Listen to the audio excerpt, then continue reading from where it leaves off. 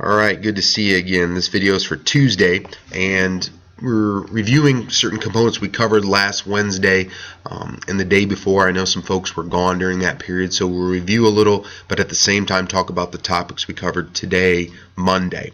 One of the ones we're going to review involves the cytosol. If you remember, this is a component of the cytoplasm, and it plays an important role. It's a fluid that suspends the various organelles, and even more importantly than that, it contains the proteins that support the development of these specific organelles.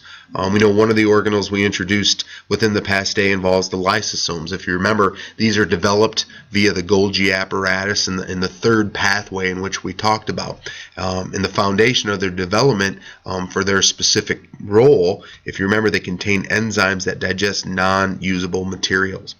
The second component we just made mention of involves the mitochondria. If you remember, these are the powerhouses of the cell. These revolve around reactions where oxygen is used. We said that these types of reactions were aerobic, and they were involved in metabolism, the breaking down of components, and another way to describe them also involves cellular respiration. Another review topic, this was off of our last quiz, involves the microvilli, and if you remember, these are external structures that increase the surface area of the cell, and this is very important when dealing with the acquisition of resources, water, oxygen, specifically in the small intestine, which we made mention of on our quiz. This increases the surface area for those cells, allowing more nutrients to be absorbed within that digestive tract. The next component here is a component of the cytoskeleton, microfilaments. If you remember, these were the smallest components, the smallest type of cytoskeleton. They were made up of proteins called actin, and this was a critical point where the cytoskeleton was anchored to the cell membrane. Microtubules, another important component. These were the largest type of cytoskeleton. If you remember, they were a primary compound of the cytoskeleton as a whole. And we have our intermediate filaments, and as the name intermediate applies, these were intermediate in size or average size cytoskeleton components, and these were fibrous, and their main role involved strengthening the cells and maintaining the shape of the cell. A little bit of review again from last week involves another variation of lysosomes. And that other variation involves what we know as peroxisomes. And if you remember, these were membranous sacs of oxidase enzymes. And you remember we talked about briefly, if something was going to be oxidized, it would change. And that's a process that involves electrons moving about atoms in that type of molecule. And we know in our body often produces hydrogen peroxide via chemical reactions that take place.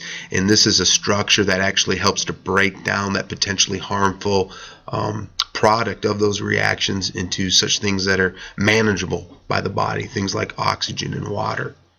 And our last diagram we're going to speak to today involves what we just covered, and that is the cytoskeleton. And this picture is a unique picture. You have this diagram, and what's so unique about it is it's actually color-coded, so you can see where the different types of filaments exist in the actual cytoskeleton.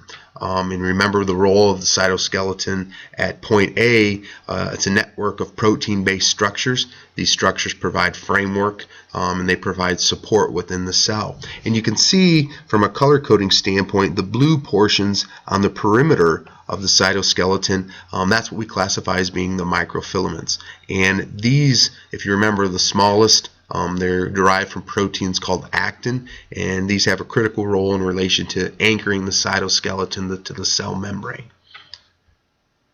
And the next component you can see from a color standpoint, the purple components located a little more within this structure. These are the intermediate filaments, and you remember these were average in size, they had an intermediate size, they were fibrous, and their main role involved strengthening the cell and helping to maintain its shape. And the last component we talked about involved the microtubules.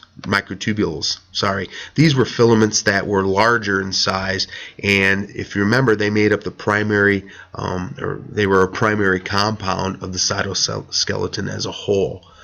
So this diagram is pretty good from a visual standpoint. It provides a color key so we can identify with the key components of the cytoskeleton.